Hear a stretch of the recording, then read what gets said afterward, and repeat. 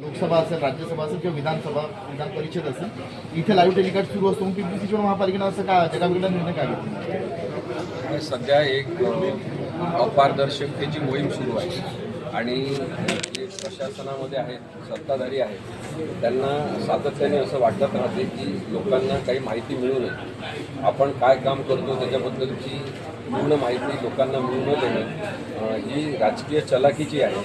ही live स्ट्रीमिंगमुळे थेट video प्रक्षेपण केल्यामुळे ती उघड होते. लोकांना लक्षात येते की आपण जे लोकप्रतिनिधी निवडून दिलेले ते कोणत्या दर्जाचे आहेत, ते कोणत्या प्रकारचं काम करत आहेत. त्यामुळे तंत्रज्ञानाचा जो विकास झालेला आहे त्यातून व्हिडिओ प्रक्षेपण जर होऊ शकत असेल तर ते लाईव्ह थेट प्रक्षेपण हे झालं पाहिजे. त्याच्यामुळे लोकांनासुद्धा आपले प्रश्न मांडले जातात का हे कळते.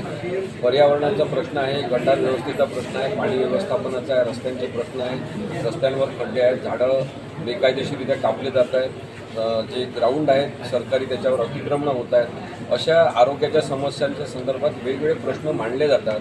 हे प्रश्न मांडणारे लोक कोण आहेत हे दिसू नये आणि त्याच्यावर काही आपण कामच करत नाही हे लोकांना समजू नये, यासाठी अपारदर्शकतेची मोहीम म्हणून अशा पद्धतीने हे लाईव्ह स्ट्रीमिंग बंद करण्यात आलेलं आहे असं मला वाटतं. आपण या संदर्भात नेमकं काय नोटीस दिली आहे महापालिकेला आणि कोर्टात जाणार आहात का? कारण की प्रशासन ऐकण्याच्या मानसिकतेमध्ये नाही. अभिव्यक्ती स्वातंत्र्याचा भाग म्हणून सुद्धा नागरिकांना जाणून घेण्याचा, मतदारांना हे जाणून घेण्याचा हक्क आहे की त्यांचे लोकप्रतिनिधी काय करत आहेत.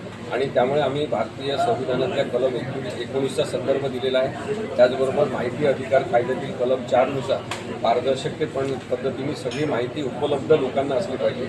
मग कामकाजाची माहिती, त्यानंतर त्या चर्चेचं इतिवृत्त हे सुद्धा लोकांना लगेच उपलब्ध करून दिलं पाहिजे. असे जर नगर परिषदेला निर्देश दिलेले असतील नगर विकास संचालनाने तर आपल्याला हे समजून घ्यायला पाहिजे की महापालिकासुद्धा वेगळी नाही, पंचायत समिती वेगळी नाही, जिल्हा परिषद वेगळी नाही, सगळीकडे लाईव्ह स्ट्रीमिंग झालं पाहिजे. आपण नगर परिषद, पंचायत समिती, जिल्हा परिषद, महापालिका या सगळ्यांना स्थानिक स्वराज्य संस्था म्हणतो. स्वराज्य हे पारदर्शक असते, अपारदर्शक नसते. त्यामुळे स्थानिक लोकांना आपल्या संदर्भात काय कामकाज सुरू आहे हे सगळं समजून घेण्याचा हक्क आहे. त्यामुळे संदीप वाघेरे साहेबांतर्फे आम्ही नोटीस दिलेली आहे. 15 दिवसाची मुदत महापालिकेला दिलेली आहे. त्यांनी त्वरित याबद्दलचा कायदेशीर व्यवस्थित लेखी निर्णय घेऊन त्याची प्रक्रिया काय असेल लाईव्ह स्ट्रीमिंगची हे जाहीर करावं आणि त्यांनी जर तसं करण्यास अपयश दाखवलं तर आम्ही उच्च न्यायालयामध्ये जनतेच्या हितासाठी याचिका दाखल करू.